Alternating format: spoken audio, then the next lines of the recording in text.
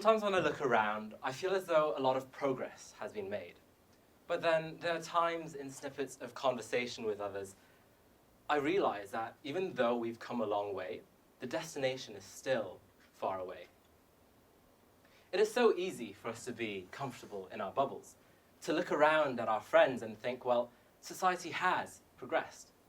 But for true progression to occur, perhaps we need to look outside of our bubbles, to step outside of our comfort zones, to confront uncomfortable realities. When we look at a pride parade, there's a lot of people who might say, I'm not homophobic, but why shove it in my face?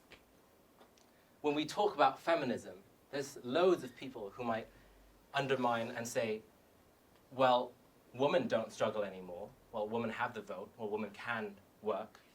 Instead of realizing that there's a lot of struggles women do face. Some people might cherry pick examples of that one female CEO they read about in Harper's Bazaar, forgetting that there are more CEOs named John than there are female CEOs in total.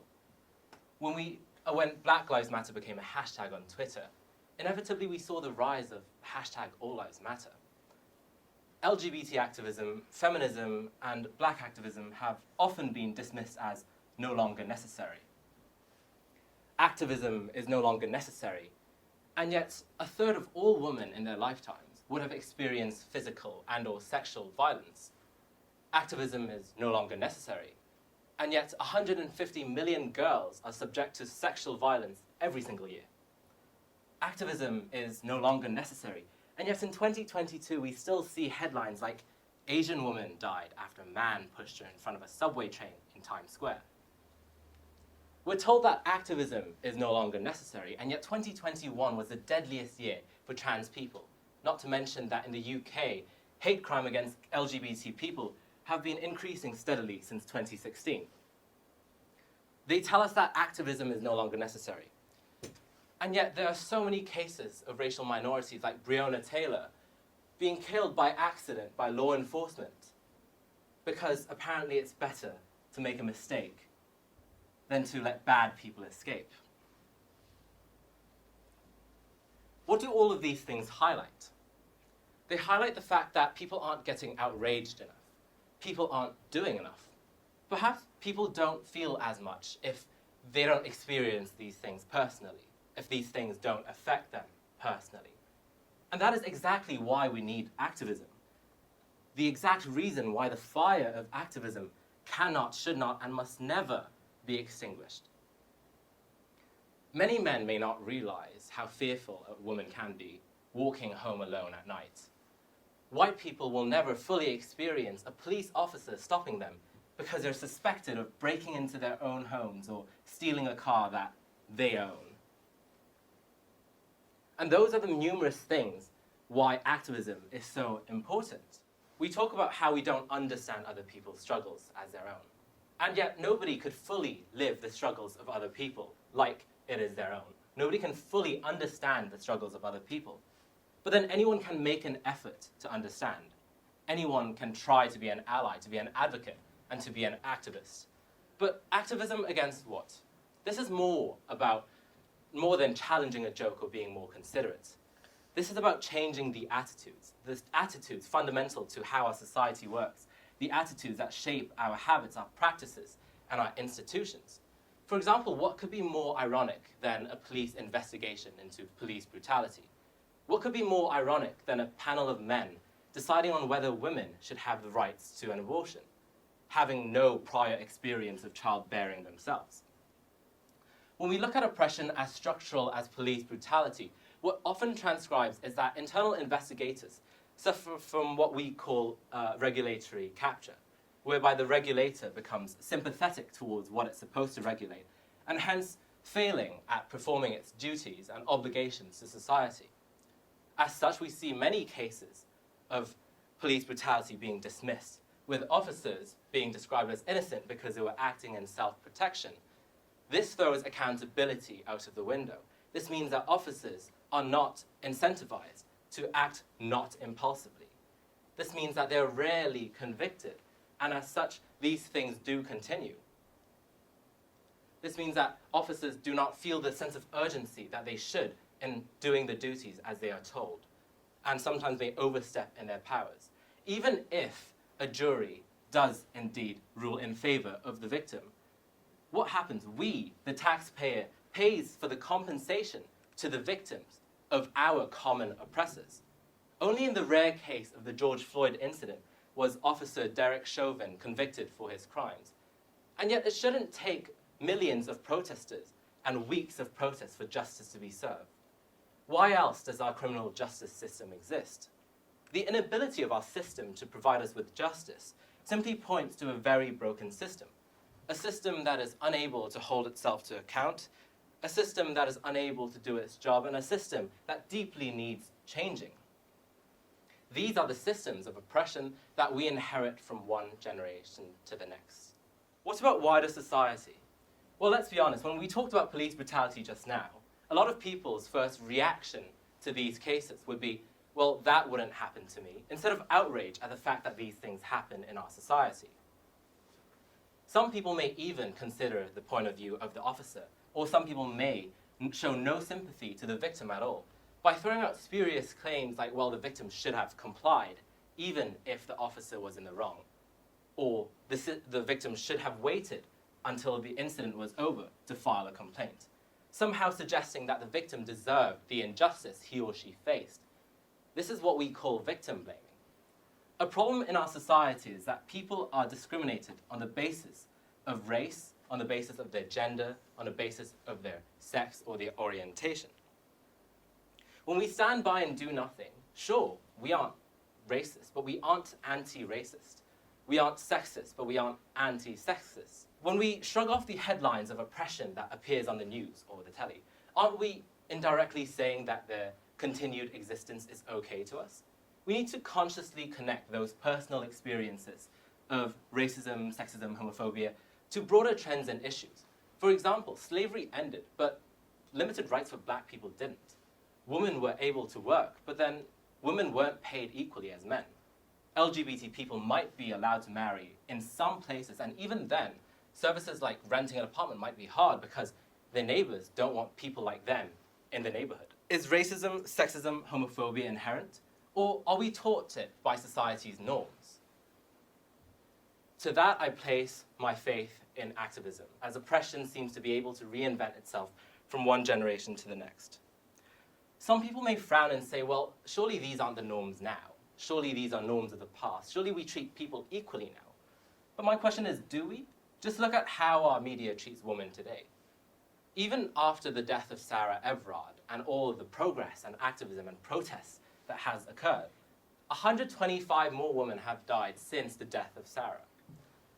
Not to underplay the extreme injustice Sarah faced, but it took the death of a white middle-class woman for us to finally pay the due attention and be outraged at the fact that women continue to face violence in our society.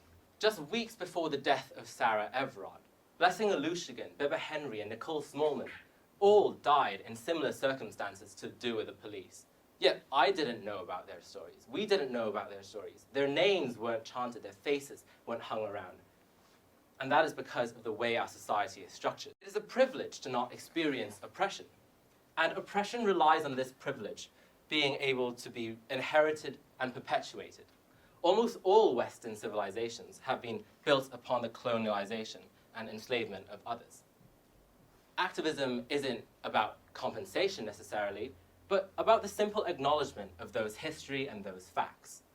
It is a fact that the economic and material successes of the West today is built upon the enslavement, colonialization, and the suffering and oppression of peoples yesterday. We must be able to remember these histories so they do not reoccur. And as we often hear, these facts and these history don't really care about people's feelings. These are the facts that everyone should learn about. And no one is too young or too old to confront these realities. If young girls are old enough to experience sexism, then young boys are old enough to learn about the existence of sexism, why sexism occurs, and so to make it easier for society and them to learn how to be anti-sexist. If young children of color are old enough to experience racism, then surely young white kids are old enough to learn about racism and how to be anti-racist. The earlier we normalize discourse against hate, the earlier we eradicate hate. The more we try to run away from eradicating hate, the more we allow violence and discrimination to persist in our society. Education is key, and an example of running away from the solution would be the banning of the teaching of critical race theory. Critical race theory is an academically established approach into analyzing the law in society. It questions the way in which racial categories are created and the ways in which power is related to these categories. Let's take a critical look at the link between race and poverty, for say. In the USA, black people are more likely to be poor, by no faults of their own, but just simply because they haven't had as many generations of inherited wealth. Critical race theory encourages us to consider how these facts, these concrete facts, manifest in today's society. Ask us to implore the question why black people are disproportionately impoverished, criminalized, and stigmatized. And indeed, why it's more convenient for people to blame poverty on people's laziness rather than wrestle with the difficult truth that their privilege and their society is somehow complicit in the suffering of their ancestors and the oppression these people inherit by birth simply due to the color of their skin. So why do we need activism? Because somewhere in the world, maybe a queer person would think that they're alone, that they might be better served by trying to desperately fit into the box society has allocated to them, instead of being who they are authentically. And in some cases, that sadly, that it might be better for them to end their life than for them to live as who they truly are and who they truly want to be. For this reason, we need pride. Pride isn't just about the people who are walking it. It is also about the people who are looking from the sidewalks, the onlookers, the people who have yet to be empowered and finding their way. Why do we need activism? Because as much as society tries to normalize it, gender-based crimes still exist, and the gender pay gap is still very much there. For this reason, we need feminism. Why do we need activism? Because the further awareness spreads, the better educated people get as a whole, and the easier it is for us to change systems which have been used to oppress people and to make healthier and more inclusive norms. I'm a privately educated person and hugely privileged to be so. I owe my privilege to my parents. They experienced racism, but shielded me from it as I grew up. In colonial Hong Kong, the status of my dad was compared to a dog, with signs hung up everywhere saying no dogs and no Chinese. I'm hugely grateful for my parents for shielding me from racism as I grew up.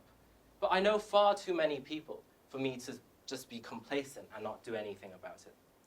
Why do I believe in activism? Because knowing what I know today, I can no longer laugh in the comfort of my privilege, in the knowledge that people are suffering on the basis of sex, on the basis of orientation, on the basis of who they are authentically. I owe my privilege to those who have come before me, to the woman who fought against gender inequality, to the men who fought against the patriarchy, the men who resisted toxic masculinity, the Stonewall rioters, and to all those who dared to have a dream. I'm not colonized because they fought against colonialization. I can sit in school in the midst of my female friends because they fought for their rights to be educated. We're not just a racial minority. We're not just a minority in this world. We're part of a global majority leading a global movement, and it shouldn't be dismissed. Activism is a journey. Nobody gets it right all the time. Nobody has a perfect mentality from the start. But then the greatest glory in living lies not in not failing, but in rising every time we fail. To reimagine activism is to educate yourself, to learn about the people who have come before you, to learn about the people who have fought for a better future, the future we're living in right now, so we may preserve the path for those who are still finding their way.